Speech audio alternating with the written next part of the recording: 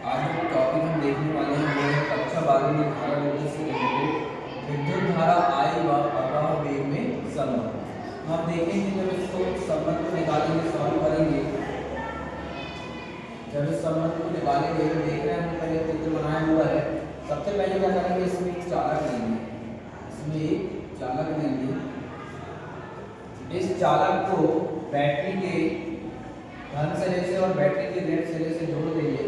जब बैटरी के धन सिरे और ऋण सिरे से इस चालक को जोड़ेंगे तो एक विद्युत क्षेत्र उत्पन्न हो जाएगा, जिसकी दिशा होगी वेक्टर ई की ओर, वेक्टर ई की ओर। इस चालक के दोनों सिरों का अनुपात का क्षेत्रफल होगा कैपिटल ए, तथा इस चालक के बीच की दूरी या चालक के बीच लंबाई हो जाएगी स्मॉल एन। जैसे ही चालक को बैटरी के धन सिरे और ऋण सिरे से जोड़ा जाएगा तो क्या होगा, चालक के अंदर इलेक्ट्रॉन क्या करने लगेंगे, गति करने लगेंगे। और किस वेग से गति करेंगे, वो वीडी वेग से। तो ये इसका क्या कहलाएगा, अपवाह वेग या अनुगमन वेग कहलाएगा।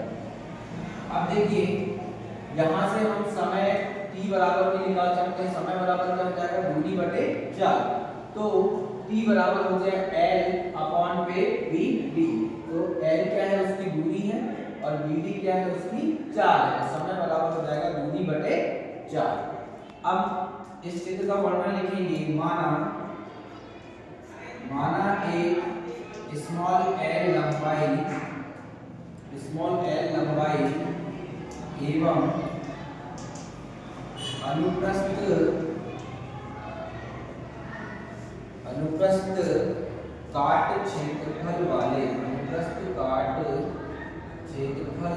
क्षेत्रफल वाले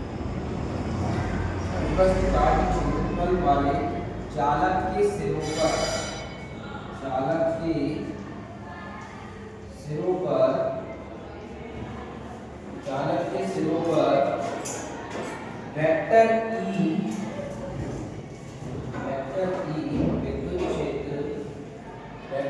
विद्युत क्षेत्र आरोपित किया जाता है।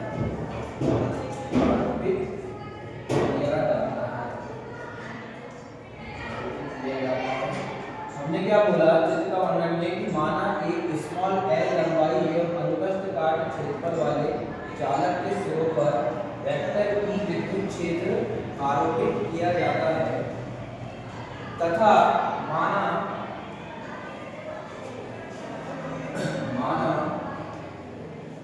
स्मॉल n एकांक आयतन में इलेक्ट्रॉनों की संख्या होगी। स्मॉल n क्या होगा, माना स्मॉल m एकांक आयतन में इलेक्ट्रॉनों की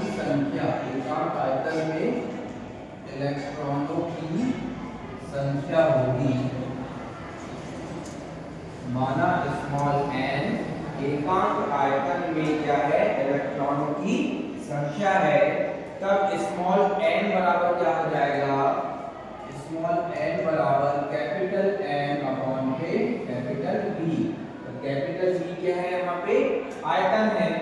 जब आयतन का यहाँ पे मान रख देंगे तो वो क्या हो जाएगा, आयतन बराबर अनुप्रस्थ काट का क्षेत्रफल और इस चालक की लंबाई का गुणनफल हो जाएगा। तो यहाँ पे आ जाएगा N अपॉन पे A इंटू N हो जाएगा।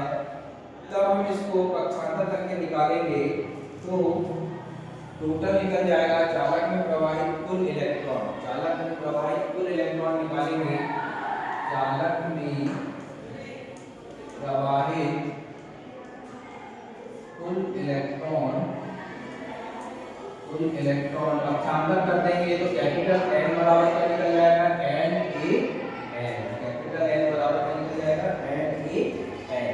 अब हम विद्युत धारा का फॉर्मूला लगाएंगे। तो हम जानते हैं कि विद्युत धारा I बराबर होता है आवेश बटे समय, Q अपॉन पे T होता है। Q बराबर क्या पढ़े हमने, Ne। Q बराबर क्या होता है, Ne।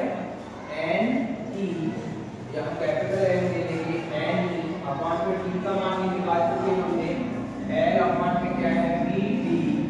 N का मान रख देंगे, कैपिटल L का मान है small n Al, small l upon पे Vd। L से कट जाएगा